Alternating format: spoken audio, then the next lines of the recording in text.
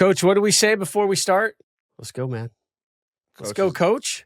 Coach, you muted? It's going great this week. All right, am I good? There he is. How is it get muted? I didn't touch it. Oh, my God. Light it.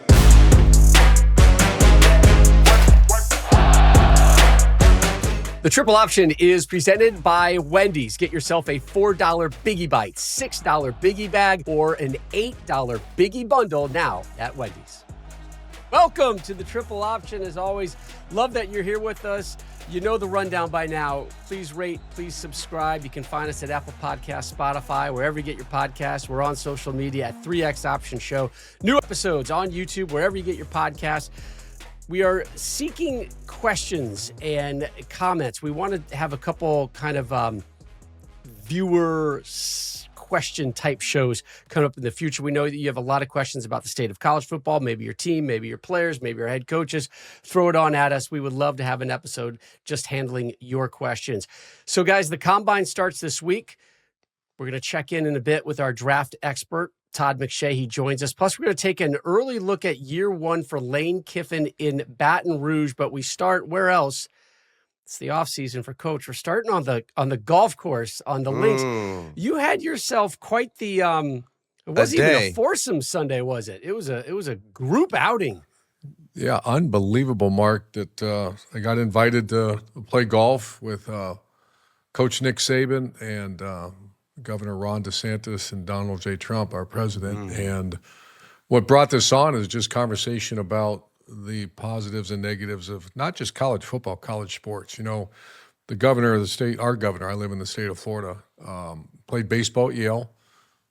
The president of the United States is very interested in sports and just listened. And obviously Coach Saban, arguably the greatest coach of all time, has a hell of a golf swing, Mark. You know that. He can play. He doesn't sting it like he used to, but he's got a hell of a swing. And obviously a great person. So we had a great day. Coach, this where was y'all not play a, at? Tremper International. You know, President Trump's he's in the fairway, Mark. I'm saying of the 14, because you have par threes. He's in the fairway all but one. Really? And he played from the blue. Okay. He's either 80 or close to 80 years old, and really hit the ball well. Not Coach, Mark Ingram well. Did y'all play a game? We did. He had a pro there, and we all played. It was more just hitting one ready because it's speed golf, man. I mean, you're going. What y'all do, like 6-6-6? Did y'all have No. partners? It was 4 against 1. And the one probably beat the hell out of us because he's one of those +5 dudes. Hey, when you say up tempo, what are you talking about? You hit one ready. Yeah. Get up Not and go. trying to have You a 4 get up hour and go. round. We plot. Yeah. Oh yeah. It was a 3. So how fast do you play? Probably 3. 3. 5 good. some. Yeah. 5 something for 3 hours? Oh, it was go time, man. Is that the way you like it? I love playing fast, but that was fast. Fast. Fast. Zeke Elliott, How'd you fast, hit him, fast. Coach? That was one of my better days. It was windy, but all 5 of us. One guy's a pro, and the other guys hit the ball really well. It was a very clean day. Very hitting the ball. Everybody hit the ball well. So you never met them before, right? Other than Coach Saban, Governor right? DeSantis and I played golf before, and I was supposed to play with the president a couple times. Got rained out, and let's see who else. Coach Saban and I played against. Yeah, I played with him several times. Yeah, okay. Because when you got to find something, you walk up to that first tee, right away, like, okay, this is going to be a fun day or this is going to be a long day. It was an awesome day. Awesome. Sense of humor and also real serious conversation about it's interesting to get Coach Saban's take, my take, who've been in it for so long. And then, Governor DeSantis I think he told me he was the first governor that signed the NIL, allowing that to happen. So he's got his hands on a lot of stuff. So, Coach, I just want to be clear. This was a work golf outing, right? This was not a Republican convention on the golf course. No. This is bipartisan. This conversation is all bipartisan. It happens that one's a Republican president, one's a very conservative governor of our state.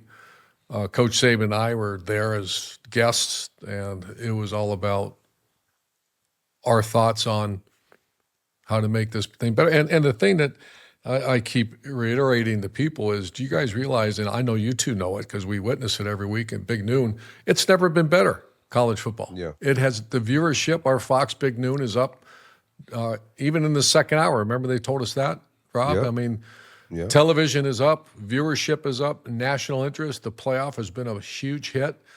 There's parity in the sport. Yep. However, there are some things behind the scenes that there's some alarms going off. So, Coach, with that in mind, let's get to any given Saturday.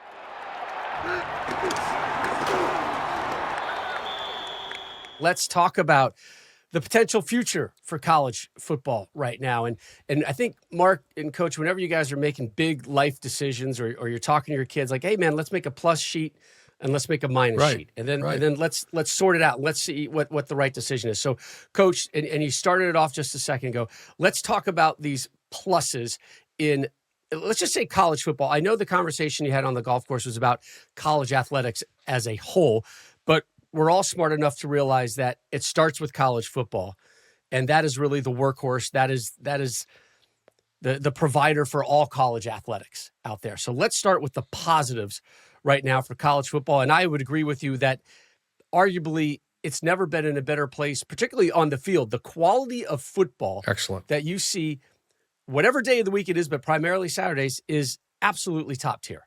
Yeah, you take a look, Mark. There was a time when the SEC just beat the hell out of everybody. Yep. And now there's parity. You have Indiana won the national title.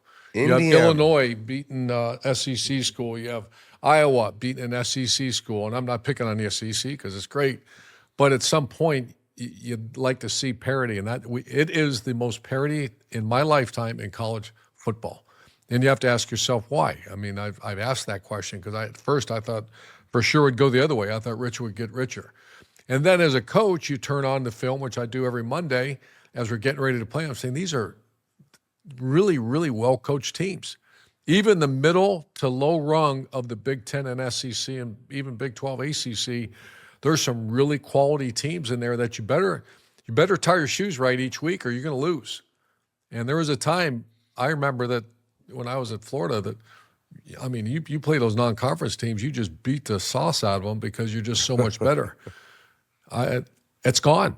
I think right now there's parity and really well-coached teams across the board. And the quality of play, like you mentioned, Mark or Rob, I don't know if it's been better. And I'm just talking about the fundamentals of the game. There's some really good coaching going on, right, and good playing, obviously. Yeah. Interest is high. And, man, if college football is stock, I'm buying it. It's you got players sticking around longer now, too, right? I mean, and that could be a negative. I get it. But, we're talking about – it's a negative for high school recruits, for sure. Yeah, it is. But we're talking about 5-year, 6-year guys who should be in the NFL or Canadian Football League or UFL or whatever, and they're still playing collegiate ball at a high level. So we all agree that college football is doing great. Now let's go over to the minus category. All right, let's start with the calendar, Coach. Yeah, Mark shared with us the season ends next year on January 25th. Classes start usually on the first week of January. You have coaching transition. You have players making decisions to come back for the NFL or not. So I don't understand that. I don't understand why. I've seen people say it. Week 0, college football starts. You get it 1 week or a bye or maybe 2, depending on the calendar. You play the championship weekend and the playoff starts the next weekend. Yes. And by first week in January, that season is over. Wrapped. And I think everybody wants that. I don't think that's a hard fix. I don't understand the logic behind this new college football schedule. Like like you said, Coach, we end the season, championship football weekend. We should be playing the playoffs the next week. You know what I mean? We're waiting 2 weeks in between championship weekend and the first round of CFP. Waiting almost 2 more weeks to go to the quarterfinals. Actually, a day between the quarterfinals. Then you wait another almost 2 weeks for the semis. Then you wait another 10 days after that. Like, well, remember, it's just too long and drawn and stretched out, man. Like, let's get this thing going, man. That part I agree with, but remember, there's always been this pushback about, the expansion of college football, and people would say, these student athletes can't play this many football games in this brief of a window. Yet here we are asking them to to kind of hustle it up. And they've already been through the grind of a regular season and then potentially a championship game. And now this gauntlet of playoff games week after week after week. Is that too much on the player? I mean, do you want them practicing 2 more weeks? Like, they're playing football for another extra. Hey, you're the player. I never played college football. Listen, I'm I asking want your body. if I'd want to play, I don't want to have momentum going if I'm Miami and have to wait 2 weeks in between every single game. You have a challenge with how you prepare. You have a challenge with the schedule. You have a challenge with the practice schedule. Like, how do we keep these guys fresh but also ready to play football? If I'm a team that's playing good football at the end of the season, I want to keep playing. Like, I don't want to play 4 days, you know what I mean? But I do want to play a week, a week, 7, 8, 9 days, you know what I mean? I don't want to wait 14 days between my quarterfinal and my semifinal. You know Agreed. what I mean? So Agreed. The calendar really does seem like a very simple fix, Coach, right? Like, let's just tighten things up and make it stronger. And the move thing on that from we there. don't understand, though, is this fight with the NFL. I keep hearing that we don't want to schedule games on the NFL time slots. And those are all questions that I don't think the three of us are experts, but I do understand if you have an NFL game separate that Saturday or a series of games that Saturday, that'd be tough to just start slamming college football in the area. So, yeah. Listen, you go against the NFL, you're going to lose, right? Yes. But here's my beef with the NFL. Let's not be too greedy here, NFL. You're on top of the world right now, and your greatest partner is college football. Mhm. Tell me I'm wrong. Your greatest partner is college football, and you keep muscling college football out of these windows. Why are we not coming together? And I don't know whose fault that is. I'm sure there has to be some dialogue to some point. But why is the NFL and College Football Playoff Committee not coming together and say, hey, guys, let's sort out this schedule, right? Let's use that. What is the day we're talking about? New Year's Eve, right? NFL is going to play a game New Year's Eve. So College Football Playoffs does not want to step on that footprint. So they're going to play the day before and the day after. Why not make it just a friggin' American football fest all day, right? Yeah. Like, let's come together and not sabotage each other's project. Let's work together. Again, to simple man I'd here, love to know the colors of the skies in Rob Stone's world where beautiful. let's come together. Let's Blue put your out arms there. around Let's each come other. together and sort this out. Rob, do you But it's understand? for the good of football, It's Coach. about the finances of period. I get that. I don't get think that. they give two about. Yeah. But But also, be careful Rob. about that. Be Rob's, careful yeah, about but that. also, the deeper you go into January, the deeper you're going into the NFL season as well. And For sure. all that noise gets drowned out. I'm like, so you're going to have this giant that you have to basically go against. But, I mean, you're playing games on Wednesday. You're playing games on Friday. You're playing games Thursday, Friday. Play the games in a good, reasonable fashion where kids can get rest and recover, but they also don't lose momentum for performing well. So I just feel like this could be an easy fix. Let's fix the transfer portal. And, Coach, there already has been one adjustment, and I think it's a positive adjustment. Yes. Just one transfer window right Yes. now for college football. Right. And I think there's a big push and agreement that there should be a one-time. You get a one-time, not exempt. So you can transfer one time, and then it's over. You have to sit for a year if you transfer again. I added that I thought the graduate student exemption should also be in there. And then you brought up when I was talking to you earlier about when the coach leaves. I just think that's too many exceptions. But you get one shot mark. If you don't like where you're at, you can leave without penalty. That means you're eligible the next year. If you leave another time, then you have to sit for a year. That would stop that. And then I think because the ultimate goal is graduating, especially for the non-NFL players, you have to get graduating and start getting on with your life. You graduate, you still have a tie to the school you graduated from, and then you can go play one. If you have eligibility left, you can go play with a free pass once you graduate. That's my recommendation. Yeah, I just think the timing of the transfer portal. We have this situation where it's going on in the middle of the playoffs. You have teams that have to make a decision. Players who are in the middle of a playoff run, they have to make a decision whether they're going to go in the portal or not. You have coaches, a la Lane Kiffin and several others that I have to make a decision. I can't coach my team. I got to go to my new team that I'm going to. I just feel like the timing of the portal should be kind of after the conclusion of the season. So coaches who are moving on can finish what they started. Players can finish what they started. So I just feel like the transfer portal, I'm glad that they went to one window. But now I think the window needs the timing, the calendar. We just talked about the college football calendar, how long and drawn out that is. Now the transfer portal needs to mirror up so players and coaches can finish conclude a season before they have to worry about making decisions about the next season. We all agree there's too much moving, right? And I cover college basketball, and I look at these guys on rosters. I'm like, this is his fourth team in 4 years, right? That's not good for anybody. That's not good for the program. That's not good for the student athlete, the coach. We got the draft coming up, Stone. You're going to see some kid getting drafted in the first round. He's going to be on 3 different teams. We're going to say 24 he was on this team, 25 he was on this team, 26 he was on this team. Like, not good for anybody. But I will say this: if your head coach leaves, that to me that's a free pass that you can leave as well. You ideally at least signed on to be part of that family, and that head of the family just split on you. All right, NIL collectives. Who wants this one? They're supposed to be gone now, though.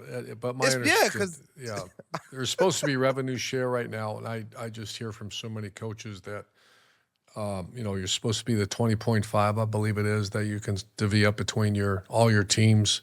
I think it's going up to close to 22 next year. But then you start hearing stories about that's not the case everywhere. So, that there's a big piece of this puzzle that has to get set. And that means the enforcement arm. I mean, we witnessed a tampering situation just a couple, now it's been a month. Yeah. And I'm sure they're doing a 3-year investigation on, 4 years, and then they'll come back and say, they're fined $5,000 and you can't do that again.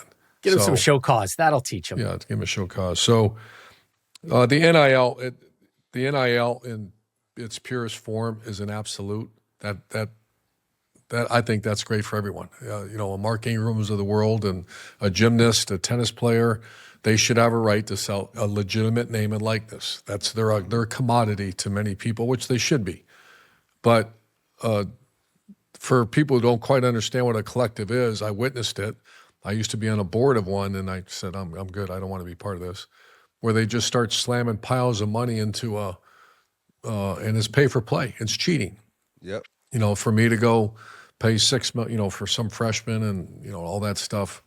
So that's just got to go away. And it's strictly between the university, the collective bargaining, the revenue share. They decide what to do with it. If you're a basketball school, so be it. Spend more in basketball. That's your business. Yep. But then you have to explain to your boosters why you're not good in football. That's your business. That can't be our business.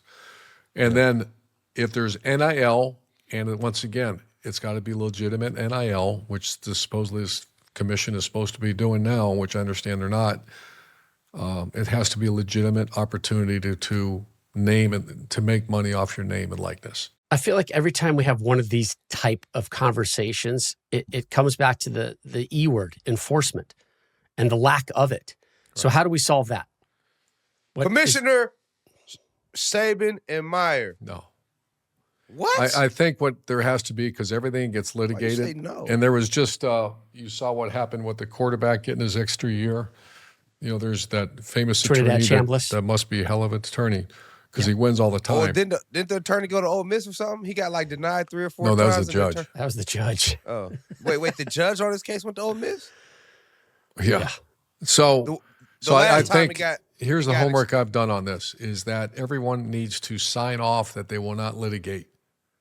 That it's union or it's this is part of the Congress and Senate passing something say this is the way it is, and that way every time the NCAA, to give them credit, every time they've set a penalty, they've tried to enforce something, they go to court and they lose.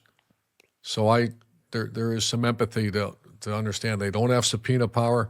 They're a powerless organization right now. So, Coach, does college football need the federal government to get involved to solve this? The federal government, times to me, can't get out of its own way. So when I first heard that, I said, "You got enough issues, man. Just keep our country safe and the streets safe, and that's the number one obligation of the federal government, in my mind, is to take care of its citizens." And then all of a sudden, now they're going to take on this. I'll tell you more as I know. I obviously got to be very judicious about what I say, but I think there's a lot of people in this country, bipartisan, that want to see some answers to one of the greatest pastimes in the history of our country. That's college football. And remember, this is not the beautiful thing about our governor and the president. This was not about football. Certainly was a giant part of it, but I did hear other comments. My 2 daughters play college volleyball. Would that be horrific if that goes away? Horrific. Rob, you played soccer. Our governor played baseball. The lessons you learn in team sports, to me, are far outweigh what you learn in a classroom. Yes. So, Yeah. I'll say this. There's a lot of voters out there that care passionately about college football. We'll leave it at Both that. sides Leave of it the at that. For sure, Coach. All right, one last comment. The Big Ten recently, it got out these 24-team playoff conversation that they would love to see eliminating the conference championship game, which already, Mark, would kind of start playing with the calendar, right? Probably for the positive. You would end on that rivalry weekend and then get into the college football playoffs. The 24-team concept would put the top 23 ranked teams in, plus 1 spot for the group of 6. We're locked in at 12 teams again for the upcoming season. I think most of us would like it expanded, but Mark, do we want it expanded to 24? 24 seems like a lot. 24 seems like a lot to me. Usually I don't even think 17, 18, 19, 21, 22, 23. I don't even think they really have a true shot to win the whole thing. Would it be fun and entertaining for all of us fans? I think so. You kind of have like a March Madness bracket of football, but not really, but something kind of like it. But I think 24 teams is too much. I think we can expand to 16, but 24 I think is a little heavy, in my opinion. So I think it's wishful thinking by the Big Ten, but I also don't like the fact that there's no conference championships. I'm a big fan of the conference championship. That was one of the first goals, always to win your conference, win the SEC, win the Big Ten, win the ACC. I still think that should be a viable option to have for a team and for a unit, but I think 24 is too much. I think the expansion is good, but I think 24 is a little heavy. I would argue that winning your conference championship has become outdated. It has been. It doesn't matter because Ohio State that breaks my heart, Mark. Right? It hurt to say it, Coach. Yeah. Ohio State didn't win their conference championship, and they won a national championship. You know what I mean? This year, Indiana, they won, but Miami didn't even make their conference championship game. Miami, with the new rules, Miami wouldn't have been in the playoff because the conference with the expanded playoffs, what. They would have been there for sure. So would have Notre Dame. Notre Dame, but those are like 13. I'll keep fighting that though. And once again, no one's going to listen to me. But I still think there's a place for both. The only thing I think it's too many teams, and then it's all committee driven. This is all human element making decisions on who gets in, and I rather get rid of the committee and have it all be playing. I saw some ones early on that I really liked, some structures where the after your last game, the rivalry game, it's conference championship weekend and play-in weekend. Yeah. And that's what I get. Play-in weekend. So who would play in? So there'd be 6 teams in the Big Ten. 1 would play 2, 3 would play 6, 4 would play 5. And that's just on. And that's 4 teams. Those 4 teams would get in conference play, right, Coach? Yeah. That's what you're saying. That's why conference games should matter. And I still think to win your conference, win the championship, you get a big ass ring, and then you go playoff. Yeah, I just think that's the best of both worlds. You hang a banner in your facility. That's there forever. Everyone doesn't get to hang that SEC championship banner. That makes all those games in the season so much more important. And you're saying that would be the case for every conference. You'd have the championship game, and then you'd have play-in games. Play-in games. Yep. On Fox. And how many teams that would give us, Coach? Well, the play-in games while the conference championship game is going on, right? That weekend is all of those games. Right. Right. So it's not just a little minuscule snapshot of here's the SEC, ACC, Big 12, Big 10. Right. It's all day long. All day long college football. Yeah. As long as the NFL's okay. We love football all day long. I just think let the players, and I'm not taking a shot at the committee because the Big Noon crew, there's some pretty experienced veterans on that Big Noon crew. We argue all the time. You can't pick the right, there's only one way, play in. And that's also kind of the beauty of the college football, right? We have these conversations that are constantly going on. We're better than you. We belong, you don't, right? So that was your fresh take of the week presented by Wendy's.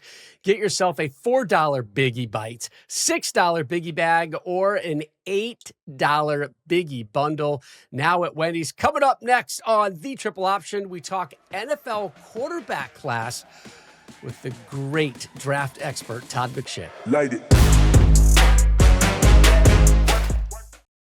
Guys, Wendy's really outdid themselves with these new Biggie deals at $4, $6, $8. The new Biggie deals are bigger and biggier than ever. And I know what you're thinking. How could the Biggie get even bigger and better? These new Biggie deals are perfect, Rob, because you get to choose between the $4 Biggie Bites, the $6 Biggie Bag, or the $8 Biggie Bundle. If you're feeling something snacky, you can get the $4 Biggie Bites with a JBC and a 4-piece nugget. Feeling something medium? Get yourself a $6 Biggie Bag with JBC, 4-piece nuggets, a small soft drink, and a junior fry. If you want to go full Biggie, you can get the $8 Biggie Bundle with your choice of 2 sandwiches, a small soft drink, and a junior fry, Coach. So the choice is yours for a pretty biggie deal. Got to be Wendy's. U.S. price and participation may vary. Single items at regular price. Prices may be higher in Alaska, California, and Hawaii. Ever wanted to go to the NBA Finals? Well, now's your chance, courtesy of FanDuel, Mark. All you have to do is use your profit boost on an NBA future, and you'll be entered for a shot to win an NBA Finals trip for 2. NBA futures let you lock in your pick for who you think will go all the way, whether it's a team to win the championship or a conference title. Visit FanDuel.com/triple option to get started. Play your game with FanDuel, official sports betting partner of the NBA. Must be 21 plus and present in select states. For Kansas, in affiliation with Kansas Star Casino, or 18 plus and present in D.C., Kentucky, or Wyoming. Opt-in required. Bonus issued as non-withdrawable profit boost tokens. Restrictions apply, including any token expiration and max wager amount. See terms at sportsbook.fanduel.com. Gambling problem? Call 1-800-GAMBLER or visit fanduel.com/RG. Call 1-888-789-7777 or visit ccpg.org/chat in Connecticut or visit mdgamblinghelp.org in Maryland. Hope is here. Visit gamblinghelplinema.org or call 800-327-5050 for 24/7 support in Massachusetts or call 1-877-8-HOPE-NY or text HOPE-NY in New York. Welcome back to the Triple Option presented by Wendy's. Rob, Mark, Urban. Once again, we're joined by our good friend, the host of the Todd McShay Show over on the Ringer Network. That podcast available wherever you get your podcast. The great Todd McShay joins us. Just done with Senior Bowl. And Coach, this is the time of the year. It's not the time of the year. We always talk about quarterbacks, right? And quarterbacks down at the Senior Bowl with the draft looming. This is where we start. I love it. Best in the business, Todd. So early in the year, we talked about Mendoza, and this draft class. And I think both of us, especially after watching them so much, that were they really ready? And I think the both of us and really the show decided it's probably best they all go back. Mendoza obviously changed that. And what's your thoughts on after that 4 or 5 game run? Did he cement himself as number one of one? And if he did, how does he compare to some of the other one of ones in recent history? Yeah, I remember doing his tape at Cal this summer, right? And seeing a quarterback who wasn't really on the radar. Remember all the names? It was Nussmeier and it was it wasn't even Dante Moore at the time, but it was Klubnik. It was Drew Aller. It was a lot of these other Lenora Sellers and what he could be if he takes that next jump. Arch Manning was going to be the first year starter, and before he ever played a snap as the starter, he was national champion, Heisman Trophy winner, and number 1 overall pick. So this year was not what we expected in a lot of ways. But when I watched Mendoza, I saw a guy who I remember saying at the time, like, this guy could be a first rounder. He's big, he's mobile, he's got a live arm in terms of like energy on the ball. He can create. And I like a lot of things about him, but he needs to be corralled. He needs to, there's a lot of turnover worthy plays. There's a lot of decisions under pressure where you can't trust him yet. And then he gets time with Coach Signetti and that whole staff. And you see a lot of early in the year, a lot of RPOs and it kind of bottled him up. And I kind of wanted to see more. Well, you started to see some more on the road, big moments, right? Iowa, Oregon, Penn State. And then you saw like the Big Ten championship. So it kept elevating. And I also saw a maturity in him. And yeah, he's quirky. He's like, it's like Kurt Warner meets like Kirk Cousins and just kind of like a different cat. But with all of that is a guy who just loves ball. I mean, his interview with you, Coach, like talking ball with you guys, like I think that brought a lot of awareness to people nationally of, oh my, like he's different. You know what I mean?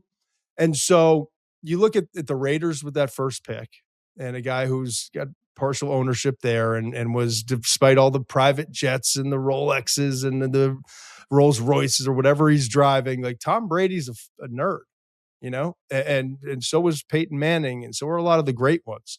And that's what Mendoza is. He's a football nerd. And I think there's a lot of value to that. And so you combine the physical tools with the development, with the brain that he brings.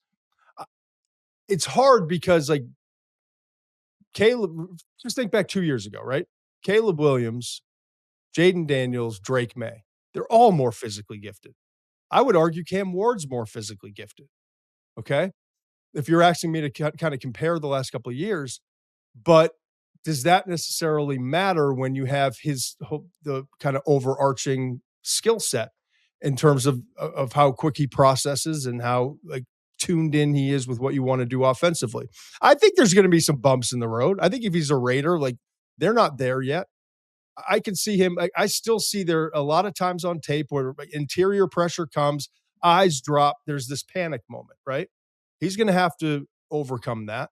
But whether it was Caleb with all of his issues with the turnovers, Jaden, it was that one great year. Can he stay healthy? And it's still a question mark. With Drake, it was RPO offense doesn't translate. You know, with Cam, and we saw a rookie year, like he's got to learn to play within the pocket, stay on schedule and play within the confines of the offense. So with all of them, there's a question mark. And I think I just mentioned what I think Fernando's is. But I feel really good. Like, I trust him. If he's with the right mind offensively, I trust that over a year, 2, 3 years down the road, we're going to be looking at a quarterback that we consider in the top half of the NFL in terms of starters at that position. Let's take a quick hit at the guy that I stood next to, Carson Beck, at the National Champs game, and I've never been around him. He's a giant. I mean, What'd you think? It all. I didn't like the fact over his career he just turns the ball over. I loved the game against Ole Miss. I loved how he improved. But just standing there watching him as a former recruiter and coach, I was blown away. How big, how his body looked great, and he finished strong. But there was a time where quarterbacks turn the ball over, they're a liability. I mean, it becomes a major liability. So I just wonder, what's your thought on him after that playoff run? Because I'm telling you, have you stood next to him yet? Yes, I did a few years ago, and I know exactly what you're saying. Yeah. And it's kind of intoxicating, right? Like, and he throws the ball well. He's got energy on it. I thought he moved a little bit better this year. He's a tough one for me, man. I think you probably have a better vantage. I mean, I know you have the best vantage point of all of us when it comes to it. Like, how important is trust with a quarterback, right? I had lost trust in Carson Beck after the 2024 season. And through the summer, if I'm being honest, like turning the ball over, looked like he was just playing tight. Georgia doesn't let big time players get away if they're not kind of like, yeah, you can have them, you know? And then it's like Cavender twin drama, Lamborghinis bought, Lamborghinis stole it. It just felt like it was all encompassing. But then I started hearing these kind of reports out of Miami in about August of like, no, like he's a different cat. Like he's playing fun. He's having fun, playing loose, more decisive. Trust this offense. Trust he's got some targets around him that he like feels good about. Getting the ball out on time. Receivers aren't working as much for it. Most importantly, teammates love him. Yeah. He's there early. Like, don't get all the headlines mixed up with what's actually going on in this building. I'm glad. And I'm you glad saw- to hear that because I did not hear that as much. I heard the prior stuff. know, Yeah. And so early I, in the season, there was lots of positivity around him in the Miami program, Right. and throughout the year. So, but you don't know whether you trust it or not until you see it. And then that Notre Dame game, you saw a guy who the teammates were just flocking to, and he was playing. He looked like he was finally having fun playing the game he loves again. All that stuff. And then there was that midseason where he had the turnovers, and you're like, uh-oh, he's back. And then worst of it, he comes out and there's a couple press conferences where he's pointing fingers. Oh, yeah. Yeah. And it's like, oh, here we go. But then I talked to a couple scouts that are like, yeah, no, he said it and we don't love it, but he wasn't wrong. And he thinks that there are people in this program that need the bar elevated. And it was his message to them. And then you see Miami the second half of the year after those two games, and they come on again. And it's almost like he lit that fire. And then you see him in the playoff and he's protecting the ball and doing all the. So he's been fascinating to watch. I'll add this because I've witnessed it. And, all coaches, you get that ego and you see that big, good looking athlete. Yep. So I'll coach them better than that other guy that was coaching them. But what happens, Mark, most of the time they go back to being what you are who you are. But don't devalue if a staff really believes in a guy and use that word trust. I've been lucky. I've had really, really great quarterbacks. There's been a handful, not even that, a couple of times you just don't trust it. You are paralyzed as a play caller, as a head coach. Yeah. Because you can't really go win the game. You wait in that position, you have to go win those close games. yeah. Speaking of size, Here we go. one of the more polarizing guys out there is Diego Pavia, right? So Vanderbilt listed him at 6'0". It's probably a lot like me. Mark's It's a guy. lot like me going to the DMV. They're like, Mr. Stone, how tall are you? And I'm like, this is my chance. This is my chance, right? I'm gonna upgrade my height, right? Yep. Who's gonna stop me? No one's gonna stop me. But he got stopped at the Senior Bowl, right? He did. So, Yes. So he got listed at what, 5'9" and some type of fraction or something. 5097, which is 5'9" and 7/8 of an inch. And it's like, at that point, can you just slip Just the give me scout? 5'10". That's how they did me. Just Wear give me 2 pairs of 5'10". socks. Flip, like, just hand him $100 or something. Just Right, give me right. So give me the 5100. Make me a 5'10", please. So kind of a two-parter. Number one, like, how much does the height matter overall and for a guy like Diego? And then what was the takeaway from the, I guess maybe we'll try to call it the new look Diego after the whole Heisman debacle? It was interesting watching Diego at the Senior Bowl, right? Height absolutely matters. I mean, Coach just gave you kind of that perspective of it. You have to be really special to overcome. It's one thing to be like 6 foot 6'1". It's another to be 5'10", 5'11", right? Bryce Young was really special, and he's still kind of overcoming that in the league, but did some really good things this year. Russell Wilson, another shorter guy, special. It's hard to overcome. Then you watch him throw the football, and he doesn't throw it quite like Bryce, certainly doesn't like Russell Wilson. And he's mobile, and he can kind of run and do some things, but it's not like that suddenness where it's like, And so I watched him on the field, and it was interesting because you watch him, and at the Senior Bowl, it wasn't like great quarterbacks. It was Nussmeier was the best of the group. Altmaier was really good because he's just so smart and efficient. Sawyer Robertson's a big, talented guy who can run a little bit, a big arm from Baylor, still kind of a developmental guy. Cole Payton from North Dakota State was mobile, kind of the ball just rips out of his hand. He was intriguing to watch. And then there was Diego. Just one of these doesn't fit. You know what I mean? Like, the ball just doesn't come out with a lot of juice. He's mobile and creates, but that week is about 3, 5, 7-step drops, pocket, on time, making throws.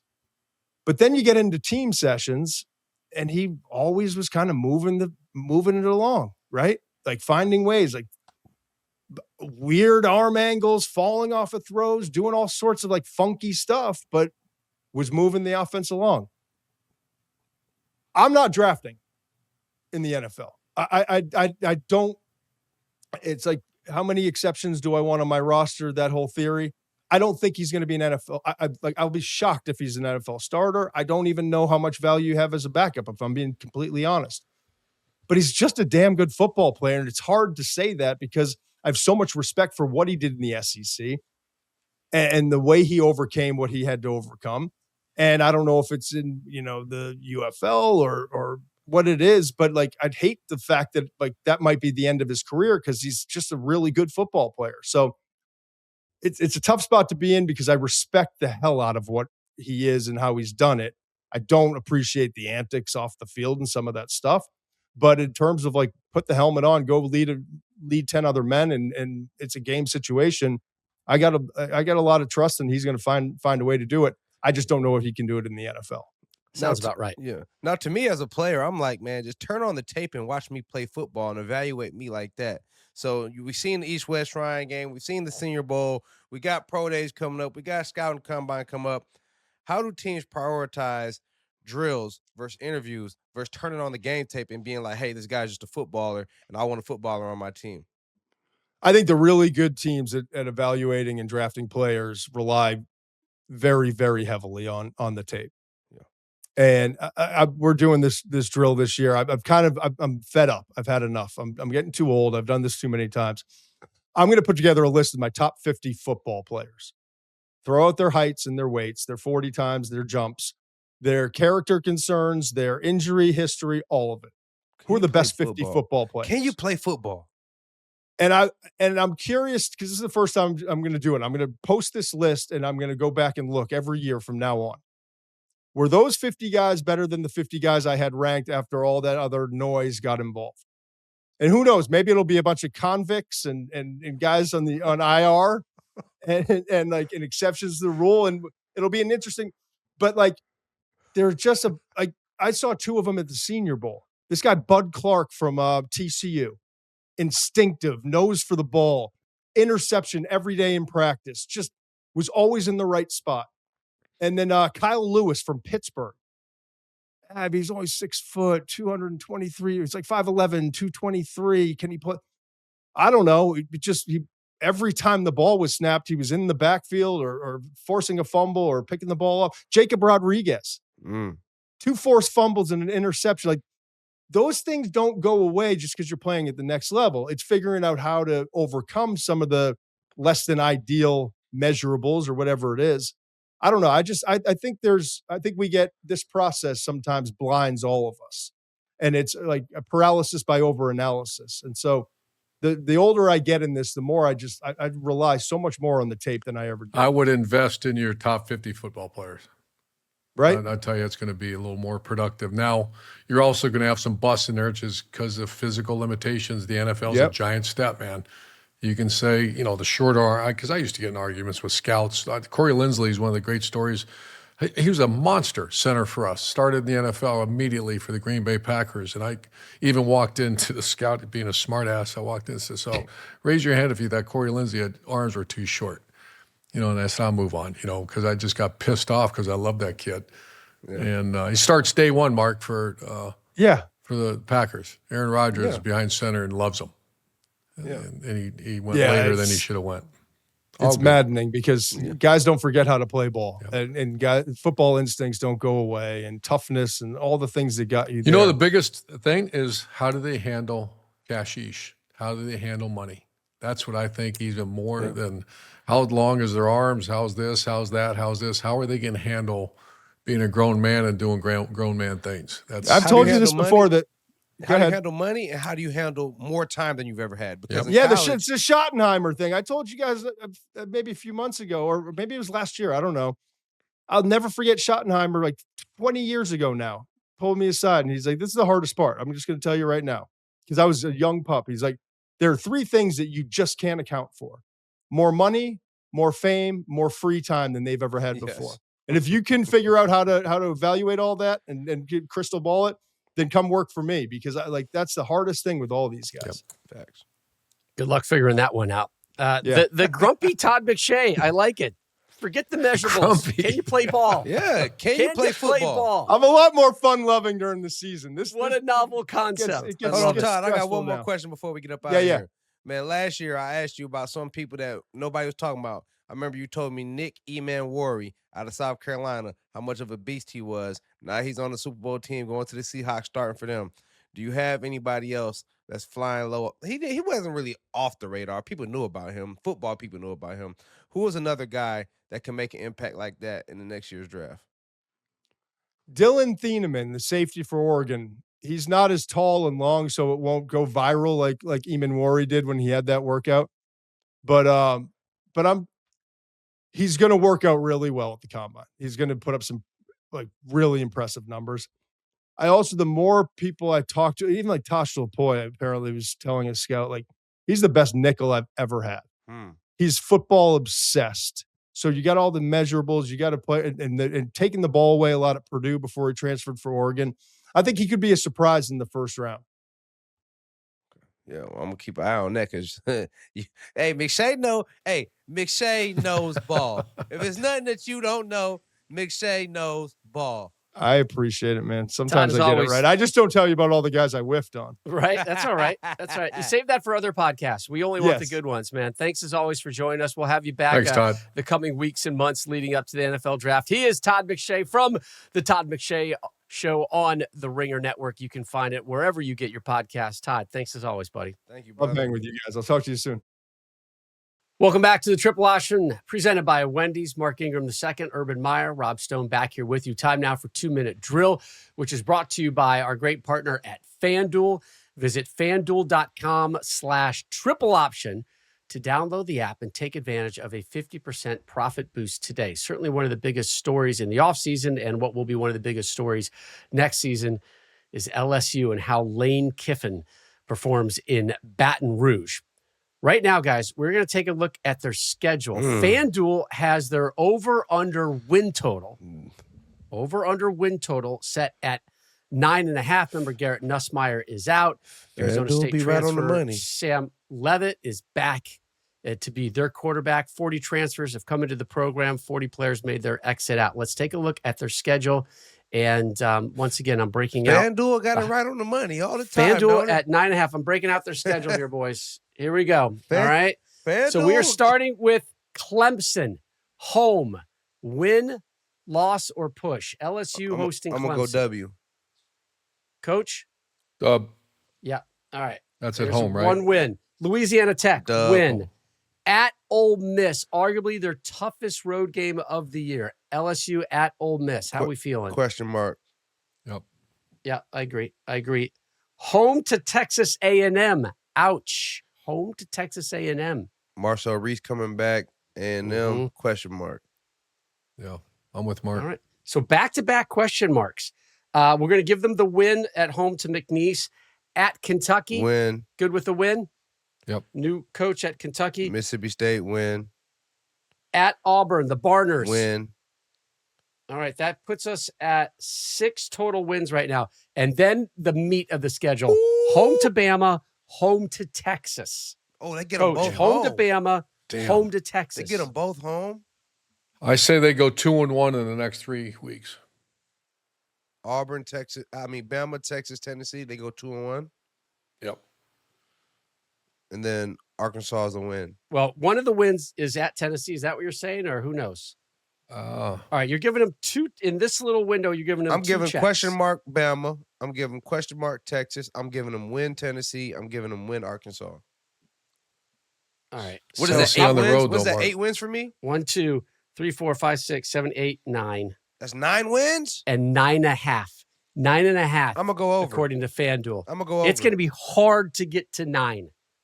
Hard to get to 9. You know how tricky that game win is, Mark. Well, I had Clemson, Louisiana Tech, McNeese, at Kentucky, Mississippi State, at Auburn, and then you had question mark, Tennessee, Bama, Texas. Arkansas. I had Tennessee or Arkansas. So that's 8 wins. So that means I have question You're mark. You're at 8, coaches at 9.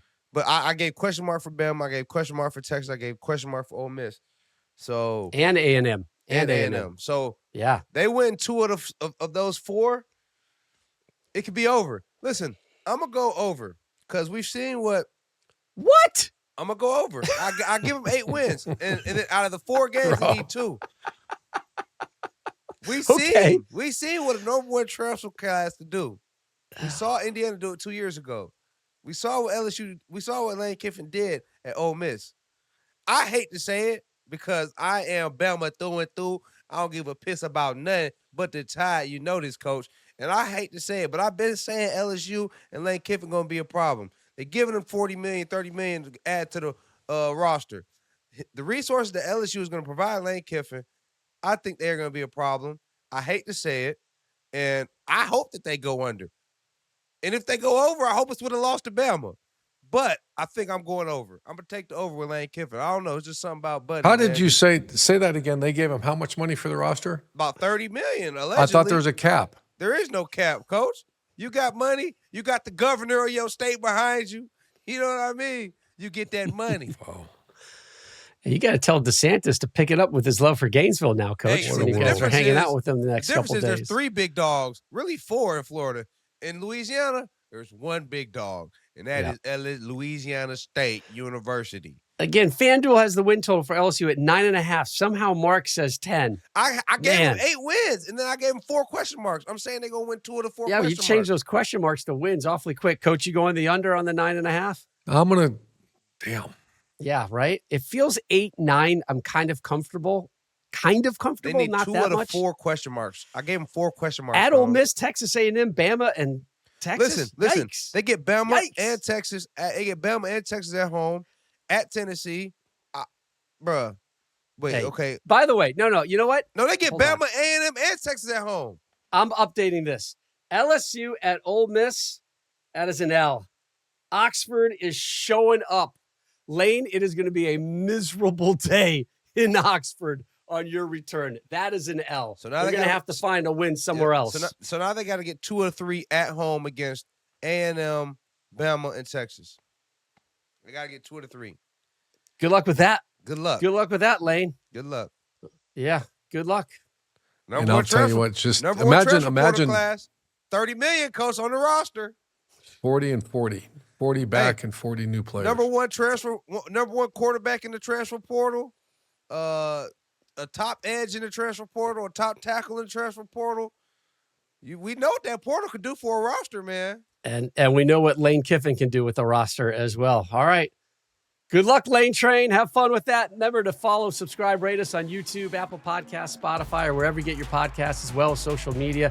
We are at 3X Option Show. As always, great love to our sponsors, Wendy's and FanDuel. And we'll see you again next week on The Triple Option.